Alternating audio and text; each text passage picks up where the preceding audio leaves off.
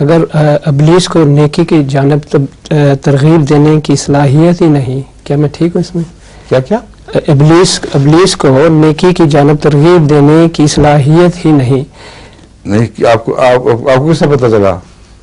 حضور یہ اسے اختیار نہیں ہے کہ نیکی. کہاں لکھا قرآن نے کبھی روکا کسی کا اختیار نیکی؟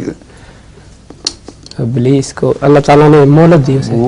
مہلت دی اس کے کہنے پر دی ہے. اچھا. اور مہلت کے ساتھ پابند تو نہیں کیا کہ تمہیں کبھی بھی نیکی نہیں کرنی. قرآن کریم میں شیطان کے حوالے سے آتا ہے کہ اس موقع پر، ایک جنگ کے موقع پر اس کی جو بھی تعبیر ہو، یہ پتہ چلتا ہے کہ اس نے کہا کہ میں تو اللہ سے ڈرتا ہوں، میں تو جا رہا ہوں.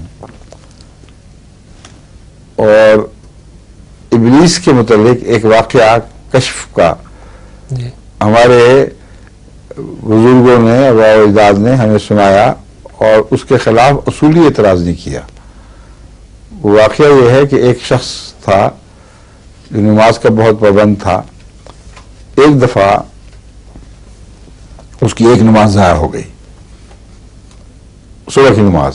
اب یہاں جو لوگ جو اتنی نماز ضائع کرتے ہیں ذرا سن لیتے یہ بات.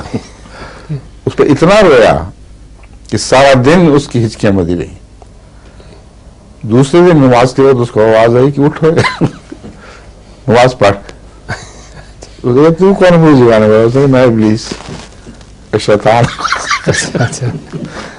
تو نمازوں سے روکنے کے لیے آیا ہے، تجھے کیا سوجی آج؟ اس نے کہا کل جو میں نے غلطی کی تھی میں تک پچھتا رہا ہوں. تیرا پچھتانا اتنا پسند آیا اللہ کو کہ ایک کی بجائے تجھے کتنی نمازوں کا ثواب مل گیا. تو میں نہیں چاہتا کہ تجھے پھر دوبارہ میں موقع دے. تو ایک نیکی سے روکنے کے لیے بھی تو ایک نیکی کر جاتا ہے شیطان. اس کی نیت ہے جو بھی مرضی ہو، مگر ایک چھوٹی سی نیکی کی تو اس کو توفیق ملی دوسری نیکیوں سے روکنے کے لیے. کیونکہ نیت خراب تھی، وہ نیکی نہ رہی. مگر عمل ہم اگر دیکھیں تو کسی کو نماز کے لیے جگانا نیکی ہے. اتنے باریکیوں میں آپ جاتے کہ آپ کو کیا پڑی ہے ابلیس کی نیکیوں سے؟ بولے پڑے اس کو شاید کہیں کوئی نیکی نہ کر جائے. یہ وہم کھا گیا آپ کو. اگر کر جائے تو ٹھیک ہے، کرنے دیں اس کو، ہمیں کیسے.